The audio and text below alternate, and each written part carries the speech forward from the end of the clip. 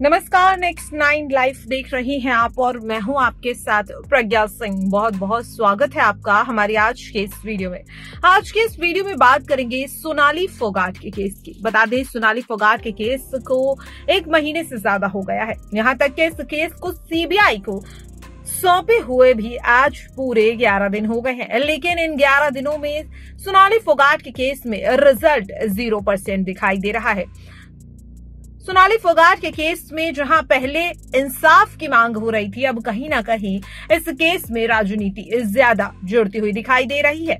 और जब से इस केस में बीजेपी नेता कुलदीप बिश्नोई का नाम सामने आया है, कहीं ना कहीं इस केस से सीबीआई गायब होती हुई नजर आ रही है।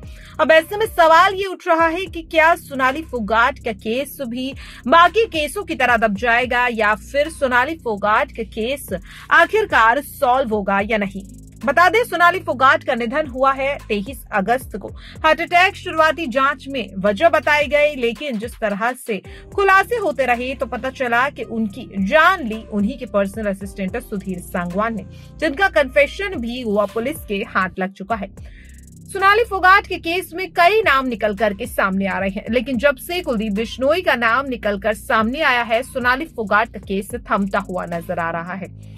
वहीं अगर बात करें सोनाली फोगाट के परिवार की, तो परिवार पहले सोनाली फोगाट को जस्टिस दिलाने की मांग कर रहा था, लेकिन अब जिस तरह से इस केस में राजनीति एंटर हो चुकी है, इसके बाद कहीं ना कहीं परिवार भी अब राजनीति करता हुआ नजर आ रहा है। ऐसा कहना हमारा नहीं, बल्कि उस जनता का है जो लगातार परिवार के साथ खड़ी हुई थी जब सोनाली फोगाट के लिए इस केस को सीबीआई को सौंपने की मांग हो रही थी।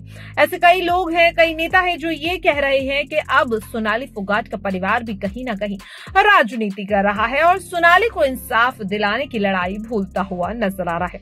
लेकिन अगर यहाँ पर बात करें सोनाली की बेटी यशोधरा फोगाट की, तो बता दें 24 सितंबर को हुई खाप पंचायत में सोनाली फोगाट को एक बार फिर से इंसाफ दिलाने की बात यशोधरा करती हुई नजर आई। हालांकि इस केस में अगर जो अभी नया एंगल निकल रहा है, वो एंगल है यहाँ पर आदमपुर विधानसभा सीट का। जी हाँ, आपको बता दें कि इस सीट से सोनाली की जगह अब उनकी बहन रुकेश पुनिया चुनाव लड़ने वाली है।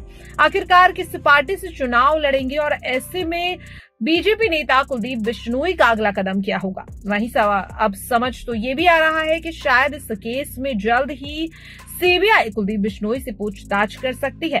खाप पंचायत की ओर से कुलदीप बिश्नोई को पहले ही अल्टीमेटम दिया जा चुका है।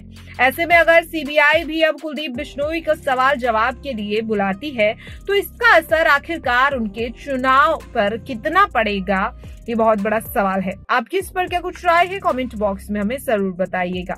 ऐसी ही तमाम अपडेट से जुड़े रहने के लिए देखते रहिए नेक्स्ट 9 लाइफ। नमस्कार।